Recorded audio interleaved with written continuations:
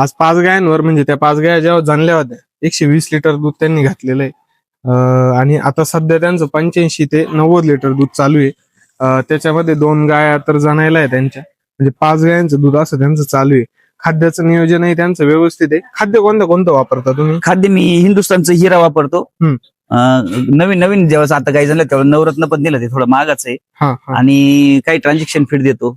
आणि जसं असेल तसं गाईच्या दुधाच्या आणि तिच्या आणि याच्यावर मुरघास वगैरे कसं? मुरघास साधारण मी सकाळी एका वेळेस सकाळी पहाटे 5:30 वाजता साधारण 13 किलो मुरघास, 2 किलो गावंडा एका गाईला. हा एका गायला 15 किलो सकाळी एका टाइम. हा आणि थोडासा 1-2 किलो हिरवा घास 2-3 किलो, 2-3-4 काय मेथी घास आपला मेथी घास तो वापरतो. आणि त्याच्यासोबत साधारण 300 ग्रॅम, जशी गाय असेल तसं 300 ग्रॅम पर लिटरनं खाद्य तिला देतो. म्हणजे जसं दूध चालू असेल त्या हिशोबाने त्या हिशोबाने खाद्य टाकून मिक्सिंग करून टीएमआर जागेवर गावाने इथंच टीएमआर करायचं आणि गावातच मिक्स करून तेच जागेवर. Okay okay. सकाळी मी 5 वाजता चारा टाकल्यानंतर 7:30 ला गाय 8 वाजता गाय माझ्या ओपन गार्डन मोकळ्या फिरायला असतात.